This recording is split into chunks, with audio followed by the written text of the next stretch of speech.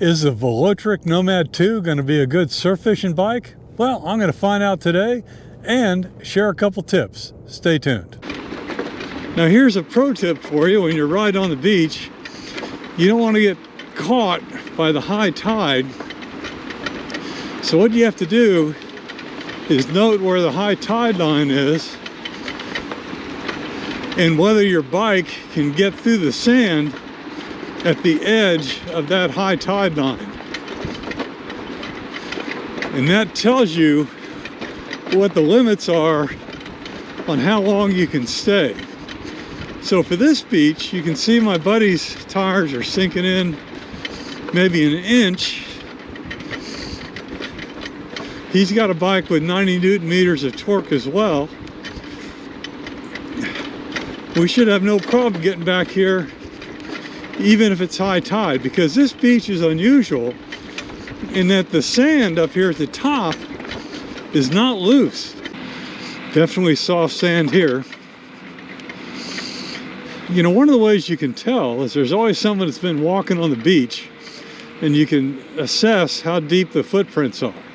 Let's talk about the Nomad 2 as I've rigged it up here for surf fishing or even for trail fishing. The only difference when I go on a trail is I'll have a different milk crate with different ways I orient the rod tubes so the rods don't hit trees. But the key thing on surf fishing in the beach is the ability to push through mushy sand.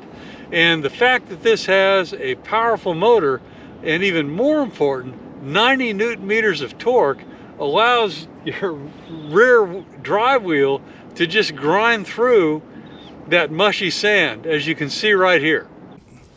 Okay, so how mushy was that? Looks like I'm sinking in about 3 or 4 inches right there. And you can see even my footprint is way down. Wasn't any issue at all with that 90 Newton meters of torque to be able to cut donuts here in the sand. Don't worry, the high tide is going to fill it all in. The other thing to note is that I've probably got 25 pounds of gear here in this milk crate, and the bike was able to handle everything with that extra weight, no problem at all. In fact, the rated payload on this thing is a little bit over 500 pounds, I think at 505 pounds. Not going to find that amount of payload anywhere else. On the way out here, I really found that the ability to have 15 different levels of pedal assist was awesome in terms of being able to tune the bike to the hardness of the sand. I tell you, I like being able to switch between trail, eco, and boost here because it gives you a little bit extra variation in the amount of pedal assist you're going to get. So in effect, even though I'm in level 4 here, I've got 3 different levels that I could go to just by pressing this button down over here and changing the boost level. So with this soft sand, I've got to keep it in the full boost. When I got into the real mushy sand, I really needed to up it. I put it in the boost level and I had it on pedal assist level 4, and at times I just had to go to the throttle, full throttle, and it just powered through the mush, no problem at all.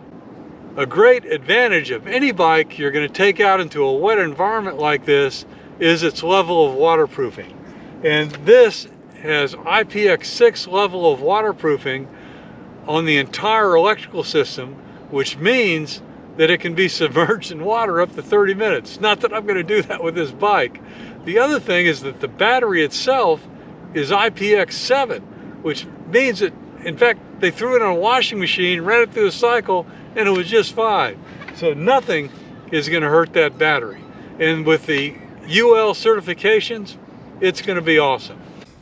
Now, a lot of people think you need a lot of gear to go surf fishing, but I find that when I first started to go surf fishing, I carried far too much stuff.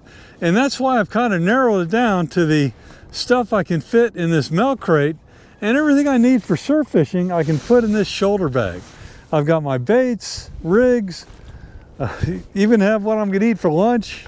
Everything's in here. And so you don't really need to take a lot, But if you do, I think this bike would have the power to get it.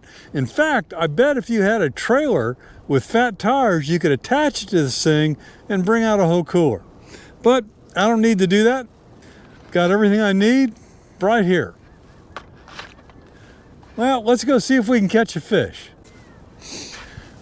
Well, let me show you what's going on out here. Last year, this sandbar went all the way to the shore, so that's filled in quite a bit, but we still have a pretty good channel that's running through here going out to the sea. So my assumption is that given that there's some current right here, that this is where the fish are going to run. So I'm going to go ahead and use fish bites for bait today, artificial bait, but it throws out a good scent, and we'll see if there's anything running in this channel. It really looks nice. Flat water, no wind. There's got to be somebody here, but I'm not going to catch a fish unless I get to fishing. Let's go. I'm going to throw one over by that point over there.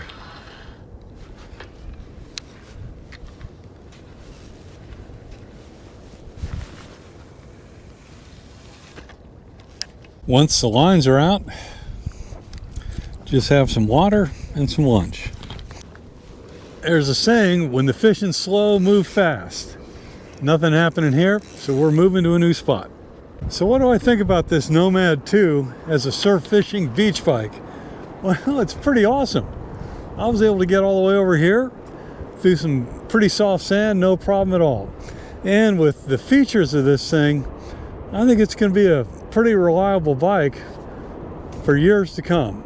So stay tuned, and when I get home, I'll show you how I clean it off, which is critically important after you've been in a saltwater environment. And we'll wrap it up there.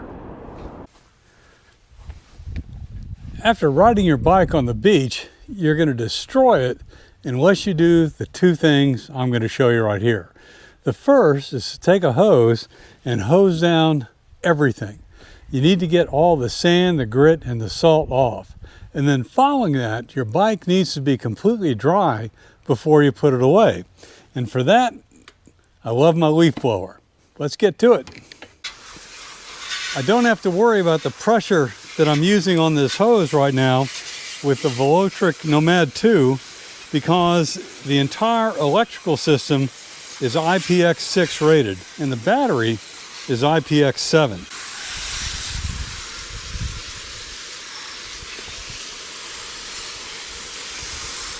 You got to roll it forward to get the wheels. Okay, good to go. Now I need to dry it off, and you need to pay special attention to your rotors and the rear cassette. Make sure those are totally dry.